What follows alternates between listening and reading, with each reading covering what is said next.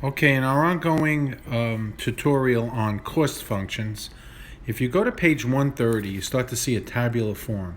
And now we begin to see the different cost structures for any business. And I want you to pay close attention to this because this is an important economic concept for managers, okay? So once again, as we add product, and I made my own little annotation on the side, as we add quantity of labor or quantity of capital, either way, we're going to get more production. And notice how the production is going to go up and then trail off. The law of diminishing returns, once again. So spend some time looking at that. We add production, and the law and production goes up, and then it goes down. And then we look at the next thing, which is total fixed costs. Now, every business has a fixed cost. It's the money that you're spending before you put anything to work. So before you open up your business, you have insurance, you have rent, you have different fixed costs, you have taxes. Those are fixed costs to a business.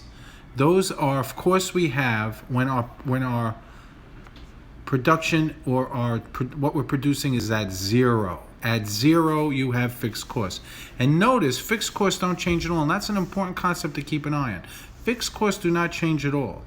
But variable costs, the costs for running a business, if you were running a pizzeria, the cheese, the sauce, the bread, the flour, the heat that you use to make the pizza, those are variable costs. Those go up and down based on production.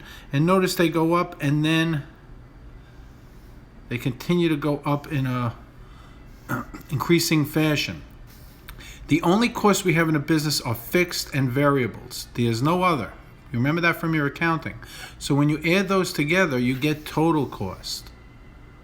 But when you look at these things on average, and here's the key, and I want you to pay real close attention to this.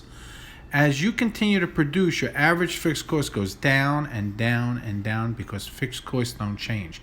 That's the secret behind McDonald's. That's the secret behind Starbucks.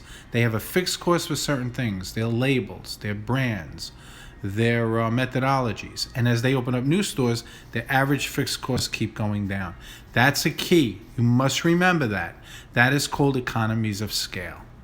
Also, a lot of this stuff is on those YouTubes by MGM Foodie, so you can watch that too if you want more information. And read the book, obviously.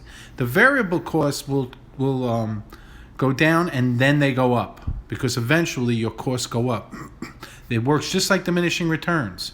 You can knock down your costs as you add more employees, but there's a point where the employees or the extra machinery cost you more money.